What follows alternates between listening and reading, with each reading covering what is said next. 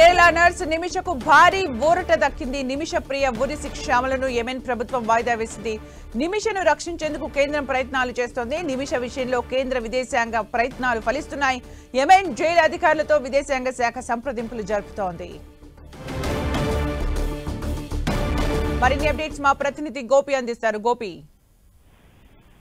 Yemen దేశంలో Kerala nurse నిమిష ప్రియ రేపు ఉరిశిక్ష అమలు చేయాలంటూ కూడా ఏదైతే యెమెన్ దేశ తీర్పు ఉందో దానిలో కొంత భారీ ఊరట లభించిందని చెప్పుకోవచ్చు. నర్సు నిమిష మరణ శిక్షను తాత్కాలికంగా వాయిదా వేస్తూ ఉత్తర్వులు జారీ చేయడం జరిగింది. అయితే భారత గ్రాండ్ ముఫ్తీ కేరళకు చెందిన సున్నీ నాయకుడు కాంతాపురం ఏబి అబూబాకరు జోక్యంతో ప్రస్తుతం ఈ యొక్క చర్చలు అయితే ఇంకా కొనసాగుతున్న పరిస్థితి ఉంది. చర్చలలో ప్రధానంగా ఉరిశిక్ష నిలిపివేయాలంటూ కూడా ముఫ్తీ విజ్ఞప్తిని యెమెన్ ప్రభుత్వం పరిగణనలోకి తీసుకుంది. అయితే ఈ రోజు మధ్యాహ్నం ఏదైతే మృతుడు తలాల్ అబో మహమ్మదీ కుటుంబ సభ్యులతోటి మరోసారి కూడా చర్చలు జరుపుతున్న నేపథ్యంలో ఏదైతే మత పెద్ద ఉన్న యెమెన్ పండితుడు షేక్ అబాబ్ ఉమర్ ద్వారా ఈ కేసులో మధ్యవర్తిత్వాన్ని కూడా వహించడం జరిగింది. యెమెన్ కౌన్సిల్ మెంబర్ కూడా అభ్యర్థించడంతో ప్రస్తుతం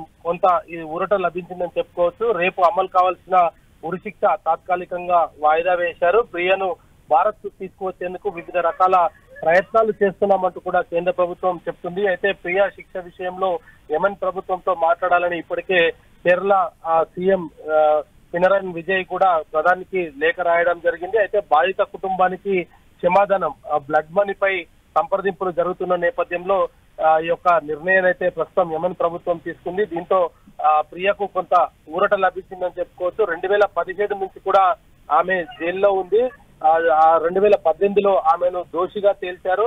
అయితే మొదట జీవిత ఖైదు విధించిన తర్వాత దాన్ని మరణ శిక్షగా కూడా మారుస్తూ ఉత్తర్వులు జారీ చేయడం జరిగింది. 2023లో యెమెన్ సుప్రీం జడ్జి కౌన్సిల్ కూడా ఈ యొక్క మరణ శిక్షను సమర్థించడం జరిగింది. అయితే భారత్ లో నుంచి నర్సింగ్ పూర్తి చేసిన తర్వాత ఆమె యెమెన్ దేశానికి వెళ్లడం, అక్కడే వివిధ ఆసుపత్రుల్లో పనిచేసిన తర్వాత ఆమె సొంతంగా ఏదైతే కళాశాల పెట్టుకోవాలంటూ కూడా ఆమె నిర్ణయించుకున్న తర్వాత ఆ దేశానికి సంబంధించిన వ్యక్తితోటి పార్ట్నర్షిప్ లోనే ఈ బిజినెస్ సాధ్యమైందనేది కూడా తెలియడంతో ఆమె అక్కడ స్థానికంగా ఏదైతే ఉన్న వ్యక్తి యెమెన్ నిబంధనల ప్రకారం కూడా విదేశీయులకు సంబంధించిన క్లినిక్ లో ఆమె నడుపుతూ వచ్చింది. అయితే ప్రస్తుతం ఆమె శిక్షను మాత్రం కొంతకాలానికి వాయిదా వేయడం జరిగింది.